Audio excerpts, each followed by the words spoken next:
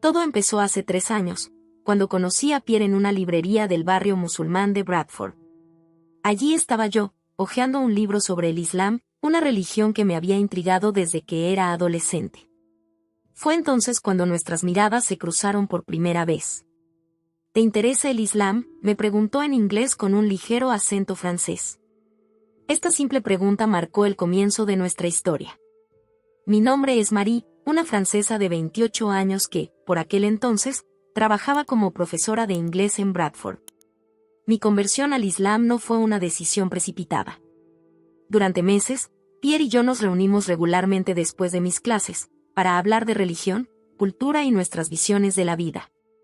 Mi familia es muy tradicional, me advirtió una tarde mientras compartíamos un té a la menta. Ser musulmana no será suficiente para ellos. Esperan mucho de su futura nuera. Estoy preparada, respondí con una seguridad que solo sentía a medias. Nuestra boda se celebró según la tradición musulmana, en la mezquita más grande de Bradford. Aún recuerdo el olor a incienso, los cánticos melodiosos y la mirada de desaprobación de mi suegra, Madame Sophie, cuando entré en la sala con mi vestido de novia tradicional. Inchaya, pronto nos darás un nieto, me había susurrado al oído durante la recepción, sus ojos ya buscaban mi vientre con insistencia. Los primeros meses de nuestro matrimonio fueron un torbellino de ajustes. Aprender a vivir según los preceptos del Islam, gestionar las expectativas de mi familia política y mantener mi identidad francesa. Pierre fue paciente y me guió suavemente por este nuevo mundo. Pero la presión para tener un hijo empezó casi de inmediato. Cada visita familiar se convertía en un interrogatorio apenas velado. ¿Alguna buena noticia para nosotros?, preguntaba invariablemente mi suegra. Pasaron los meses y nada. Al principio pensamos que era normal, que solo llevaría tiempo. Pero después de 6 meses de intentos infructuosos, la ansiedad empezó a apoderarse de nosotros. Quizá deberíamos consultar a un especialista, sugirió Pierre una noche, con una delicadeza que delataba su propia ansiedad. Una cita médica tras otra. Exámenes, pruebas, análisis de sangre. Cada resultado negativo era como una puñalada en el corazón. Y entonces, tras un año de investigaciones, llegó el diagnóstico: endometriosis en estadio 4. Recuerdo perfectamente aquel día.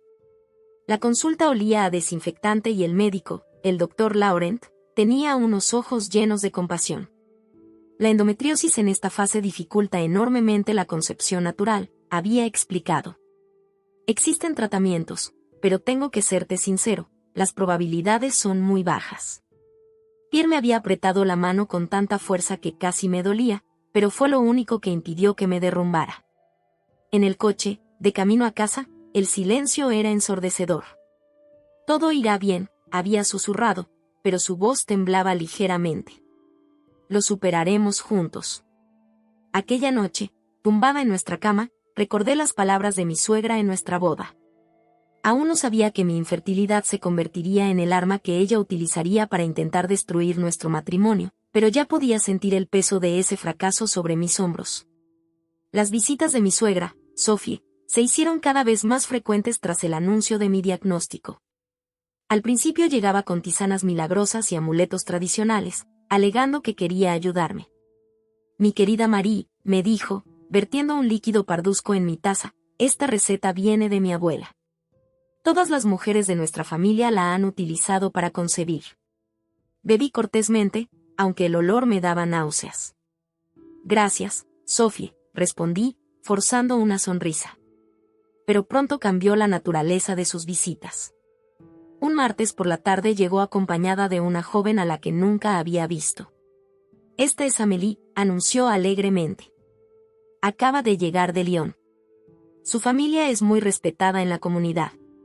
Amélie, de apenas 20 años, bajó los ojos tímidamente. Encantada de conocerte, murmuró. Durante el té, mi suegra no paró de hablar de las cualidades de Amélie, cocina divinamente. Ya ha criado a sus hermanitos. Su madre tuvo 6 hijos, todos en perfecto estado de salud. Mi corazón se hundía con cada nuevo comentario. Pierre, que estaba allí ese día, parecía incómodo pero no dijo nada. La semana siguiente, Claire vino a visitarnos.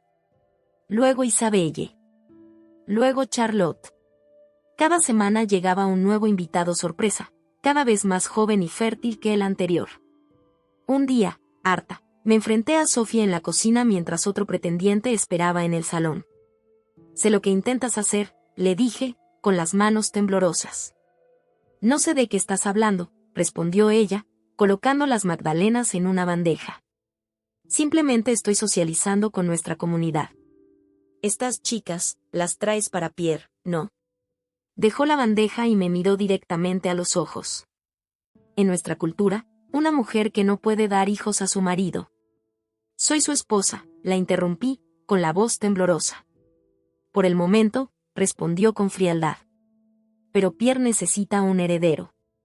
Nuestra familia necesita un heredero». Las visitas se convirtieron en un ritual tortuoso. Cada chica nueva que entraba por nuestra puerta era como una puñalada en el corazón. Las observaba, a esas jóvenes llenas de la promesa de la fertilidad, sentadas en mi salón, bebiendo de mis tazas, sonriendo a mi marido. Sophie era cada vez más audaz. Empezó a organizar cenas familiares en las que colocaba estratégicamente a estos candidatos junto a Pierre. La oía hablar en árabe con ellos, reír y conspirar, mirándome de reojo. «¿Ves qué graciosa es Lucy?», comentó una tarde. «Y viene de una familia de 8 hijos». 8. Es una verdadera bendición. Pierre permaneció en silencio durante estas visitas, contentándose con respuestas corteses y breves. Pero su silencio era como un permiso tácito. Cada vez que no me defendía, cada vez que no contradecía a su madre, mi corazón se rompía un poco más. Las noches se hicieron insoportables. Lloraba en silencio, dándole la espalda a Pierre, preguntándome cuándo cedería a la presión. Los candidatos empezaban incluso a aparecer en mis pesadillas, sus rostros se mezclaban en un desfile interminable de futuros sustitutos. «Es solo temporal», me decía a mí misma. «Él me quiere. No cederá». Pero me asaltaban las dudas. Veía como algunas de esas chicas miraban a Pierre, cómo se reían con cada una de sus bromas, cómo destacaban su juventud y su potencial de fertilidad. Una noche escuché una conversación telefónica entre Sofía y una amiga. «Sí, ya le he presentado a varias. Seguro que hay alguno que le gusta. Esta francesa estéril no puede ser el futuro de nuestra familia». Esas palabras aún resuenan en mi cabeza. La cena que lo cambió todo tuvo lugar un lluvioso viernes por la noche. Sofía había insistido en organizar una gran comida familiar, con el pretexto de celebrar el regreso de su sobrino de París. Debería haber desconfiado de su inusitado entusiasmo. El comedor estaba lleno de familiares. El aire estaba cargado de aromas de especias y tensiones tácitas. Estaba ocupada en la cocina, preparando cuscús como Sofía me había enseñado, cuando oí el sonido de una nueva llegada. «Ah, ahí está Delphine», exclamó Sofía, con su voz inusualmente alegre resonando en la puerta. Me quedé helado, con la mano colgando sobre la olla. «Delphine. Otra extraña». El corazón me dio un vuelco de aprensión. Me limpié las manos en el delantal y salí de la cocina. Fue entonces cuando la vi. Una joven sorprendentemente hermosa, apenas saliendo de la adolescencia. No tendría más de 22 años. Su largo pelo negro le caía en cascada por la espalda y sus ojos almendrados brillaban con un fulgor que yo conocía muy bien: ambición. «Marie», dijo Sofía con una sonrisa triunfal en los labios, «esta es Delphine. Acaba de llegar de Lyon. Su familia es muy respetada en nuestra comunidad». Delphine me saludó con una inclinación de cabeza apenas perceptible. Su mirada ya se deslizaba hacia Pierre cuando éste entró en la sala. La cena comenzó en un ambiente extraño. Yo estaba sentada frente a Delphine, condenada a observar cada uno de sus gráciles gestos, cada una de las sonrisas que dedicaba a mi marido. «Delphine procede de una familia extraordinaria», empezó Sophie, acariciando cariñosamente la mano de la joven. «Su madre tuvo 6 hijos, todos hermosos y con una salud perfecta». «Lo llevan en los genes, ¿verdad, cariño?». «Sí», respondió Delphine con voz suave. «En nuestra familia, la maternidad se considera el mayor de los dones». Sentí la mirada de Sophie clavada en mí, afilada como una cuchilla. Entonces soltó su bomba. «Tengo que anunciar algo», dijo, golpeando ligeramente su vaso con la cuchara.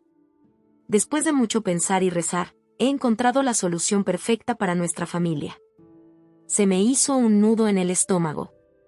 Conocía ese tono, ese brillo en sus ojos. Delphine, continuó, representa todo lo que una familia como la nuestra podría desear. Joven, devota y, sobre todo, hizo una pausa dramática, perfectamente fértil. El silencio que siguió fue ensordecedor. Miré a Pierre, desesperada por ver alguna reacción, alguna señal de protesta. Pero él se quedó mirando su plato, inmóvil como una estatua. Pierre, continuó Sophie, como madre, no puedo quedarme de brazos cruzados mientras nuestra estirpe se extingue. Delphine sería una esposa perfecta. Ella podría darte los hijos que... Me levanté bruscamente, derramando mi vaso de agua. El líquido se derramó sobre el mantel blanco como mis lágrimas sobre mis mejillas. Soy su esposa, susurré, con la voz temblorosa de rabia y dolor. Una esposa que no puede cumplir con su deber primordial, replicó Sophie con calculada frialdad. En nuestra cultura, una mujer que no puede tener hijos. El silencio de Pierre hablaba más alto que cualquier palabra. Se quedó allí sentado, con los ojos bajos, mientras su madre destrozaba nuestro matrimonio pedazo a pedazo. Me levanté de la mesa tambaleándome y subí las escaleras hasta nuestro dormitorio. Por primera vez desde nuestra boda, me sentía como una extraña en mi propia casa. Las fotos de nuestra boda en las paredes parecían burlarse de mí. Nuestro lecho conyugal me pareció de repente enorme y frío. Aquella noche, Pierre se levantó tarde. Fingí estar dormida, pero cada fibra de mi ser era dolorosamente consciente de su presencia. Se fue a la cama sin una palabra, sin un gesto hacia mí. El abismo que nos separaba nunca había sido tan profundo. Al día siguiente de aquella desastrosa cena, mientras contemplaba la idea de hacer las maletas, ocurrió algo inesperado. Juliette, la hermana pequeña de Pierre, vino a visitarme de improviso. ¿Puedo pasar?, me preguntó en el umbral de la puerta. Estudiante de Derecho en la Sorbona, Juliette siempre había sido diferente del resto de la familia. Más moderna, más abierta. Por supuesto, respondí, secándome rápidamente los ojos enrojecidos. Se sentó en el sofá a mi lado, su mirada decidida me recordaba a la que tenía durante sus alegatos finales en la universidad. Me he enterado de lo de anoche, empezó. Lo que hizo mamá es inaceptable. ¿Qué puedo hacer, Juliette?, susurré. Tu madre ya lo ha decidido todo. No, respondió ella con firmeza. Ella no ha decidido nada. Y hoy voy a decirle la verdad. Era domingo, el día de la comida familiar semanal. Juliette había elegido su momento. Cuando llegamos a casa de Sophie, la mesa ya estaba puesta y la familia empezaba a acomodarse. Antes de empezar, dijo Juliette mientras se levantaba, su voz clara resonando en el comedor, me gustaría decir algo. Sophie frunció el ceño. Querida, vamos a rezar la oración. No, mamá. Esta vez, vas a escucharme. El tono de Juliette era firme, profesional, como si estuviera ante un tribunal. Lo que hiciste anoche no solo es moralmente reprobable, sino que va contra los principios mismos de nuestra religión. Se hizo un silencio de estupefacción. Incluso Pierre levantó la vista de su plato. He pasado horas estudiando los textos, continuó Juliette, sacando notas de su bolso. El Corán habla de amor, compasión y apoyo mutuo. En ninguna parte está escrito que una mujer valga menos porque no pueda tener hijos. Eres demasiado joven para entenderlo, empezó Sophie, pero Juliette la cortó. No, mamá. Eres tú la que no lo entiende. Estamos en el siglo XXI. El Islam moderno predica la igualdad, el respeto y el amor. Lo que le estás haciendo a Marie no tiene nada que ver con nuestra religión. Es crueldad pura y simple. Sacó un libro y lo abrió por una página marcada. Escucha esto, el mejor de vosotros es el que es mejor con su familia. Es un hadith, mamá. ¿Destruir el matrimonio de tu hijo es bueno para tu familia? Vi que las manos de Sophie temblaban ligeramente. Pierre, por su parte, parecía salir por fin de su letargo. ¿Y tú, Pierre?, continuó Juliette, volviéndose hacia su hermano. Tu silencio es una forma de complicidad. Te casaste con María por amor, no por su capacidad de procrear. ¿Qué pasó con ese amor? Se me llenaron los ojos de lágrimas. Pierre levantó por fin la vista y se encontró con la mía por primera vez en días. La infertilidad no es una maldición, continuó Juliette. Es una prueba, como tantas otras en la vida. ¿Y cómo respondemos a las pruebas? Apoyándonos unos a otros, no destrozándonos. Saca más documentos de su bolso. Tengo aquí testimonios de parejas musulmanas que han adoptado, que han elegido otros caminos. Parejas respetadas en su comunidad, que viven plenamente su fe. El discurso de Juliette duró casi una hora. Citó textos religiosos, juristas musulmanes modernos y ejemplos contemporáneos. No le temblaba la voz, sus argumentos eran imparables. Al día siguiente del conmovedor discurso de Juliette, Pierre llegó pronto del trabajo. Lo encontré sentado en el salón, pensativo. Tenemos que hablar, me dijo en voz baja, dándome una palmadita en el asiento del sofá. Se me aceleró el corazón al sentarme. Vale, susurré, preparada para lo peor. Lo siento, empezó, su voz temblando ligeramente. Fui un cobarde. Te dejé para que lo afrontaras sola. Tomó mi mano entre las suyas. Marie, cuando me casé contigo, no fue para tener una máquina de hacer bebés. Te elegí por lo que eres. Se me llenaron los ojos de lágrimas. Pero tu madre. Mi madre tendrá que aceptarlo, me cortó con firmeza. He decidido ir a hablar con ella hoy. Unas horas más tarde, fuimos a casa de Sophie. Nos esperaba en el salón, tensa. Mamá, empezó Pierre, he venido a decirte algo importante. Me agarró la mano con fuerza. Marie es mi esposa. No solo sobre el papel, no solo por la forma. Es mi compañera de vida. Sophie quiso intervenir, pero Pierre levantó la mano. No, déjame terminar. Los hijos biológicos no definen una familia. La define el amor. El respeto lo define. El apoyo mutuo lo define. Pero el linaje, empezó Sophie. El linaje, repitió Pierre. Mamá, Marie y yo empezamos a preguntar por la adopción. La palabra cayó como una bomba en el salón. Sophie palideció. Adopción, susurró. Sí, adopción, confirmó Pierre. Hay tantos niños que necesitan amor y un hogar. ¿Por qué no podemos darles uno? Vi que algo cambiaba en los ojos de Sophie. Una grieta en su coraza de certeza. No te pedimos que aceptes ahora, añadí suavemente. Solo que nos des una oportunidad. Para dar una oportunidad a otro tipo de familia. Las semanas siguientes fueron como una lenta deconstrucción de nuestros prejuicios. Empezamos a visitar agencias de adopción y a conocer a otras parejas musulmanas que habían tomado esta decisión. Un día, Sophie nos sorprendió trayéndonos folletos sobre adopción internacional. He investigado un poco, dijo simplemente. No fue una aceptación total, pero fue un comienzo. Los candidatos dejaron de llegar a nuestra casa. Los comentarios sobre la fertilidad se han calmado. Anoche, cuando cenábamos todos juntos, Sophie hizo algo inesperado.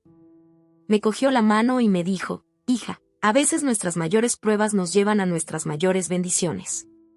No sé qué nos depara el futuro. Estamos estudiando nuestra solicitud de adopción. Pierre y yo estamos aprendiendo a redefinir nuestra visión de la familia. Y en algún momento del proceso, nos encontramos más fuertes que antes. Como me dijo Juliette hace poco, las familias son como los jardines. Algunas flores se plantan, otras llegan llevadas por el viento. Al final, lo que cuenta es la belleza del conjunto.